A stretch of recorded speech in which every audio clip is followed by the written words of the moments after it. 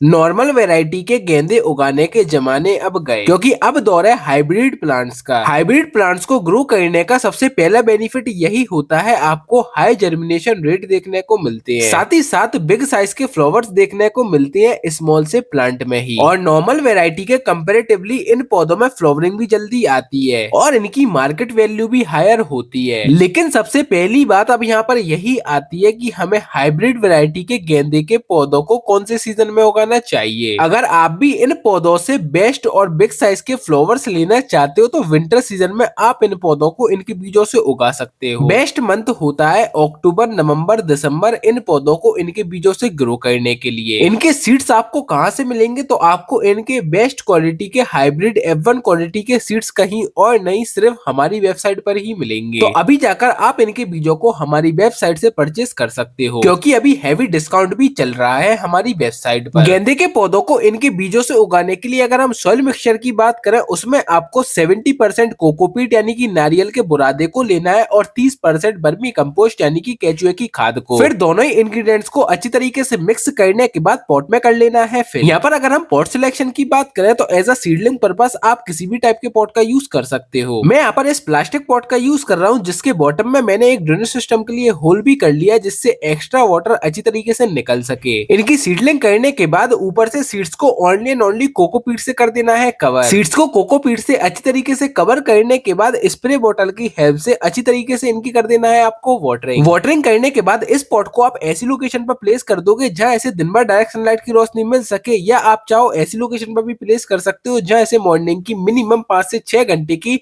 Direct sunlight की रोशनी तो मिले ही। फिर लगभग 25 से 30 दिनों के अंदर ही जो हाइब्रिड वेराइटी के मैरीगोल्ड के पौधे होते हैं, ये ट्रांसप्लांटिंग के लिए रेडी हो जाते हैं। जब हमारे पौधों में से 5 से 6 ट्रू लीव्स आ जाए, उसके बाद आप हाइब्रिड मैरीगोल्ड के पौधों को बिग साइज के पॉट्स में ट्रांसप्लांट कर सकते हो। यहाँ पर अगर हम सॉइल मीडिया की बात करें तो वो आप मेरे से कमेंट बॉक्स में कमेंट कर पूछ लीजिएगा। बाकी अगर हम पॉट सिलेक्शन की बात करें तो आप सभी इन्हें मिनिमम साइज के पॉट्स में भी लगा सकते हो, क्योंकि ये हमारे हाइब्रिड वेराइटी के मैरीगोल्ड के पौधे हैं, तो इनकी रूट्स भी ज्यादा नहीं फैलती और साथ ही साथ इनके पौधों की यानी कि प्लांट्स की भी हाइट ज्यादा बिग नहीं होती है। और यही बेनिफिट होता है घर पर हाइब्रिड पौधों को लगाने का। बाकी अगर आप भी हाइब्रिड वेराइटी के मैरीगोल्ड के पौधों को या फिर किसी भी हाइब्रिड वेराइटी के विंटर फ्लावरिंग प्लांट्स को अपने घर पर इस सीजन उगाना चाहते हो, तो फिर अभी जाकर इनके सीड्स आप हमारी वेबसाइट से परचेस कर सकते हो। अभी हैवी डिस्काउंट चल रहा है। बाकी इन पौधों को लगाने के बाद अच्छी तरीके से इनकी कर देना है आप सभी को वाटरिंग, और वाटरिंग करने के बाद इन पौधों को 1 से 2 दिनों के लिए कंप्लीटली शेडी एरिया में प्लेस कर देना है, जिससे जो हमारे पौधे हैं ट्रांसप्लांट शॉक से बच जाए। बाकी अगर अब आप इन पौधों के सक्सेसफुल रिजल्ट देखना चाहते हो तो उसके लिए आप हमारे चैनल को सब्सक्राइब कर लो इसके नेक्स्ट पार्ट के लिए।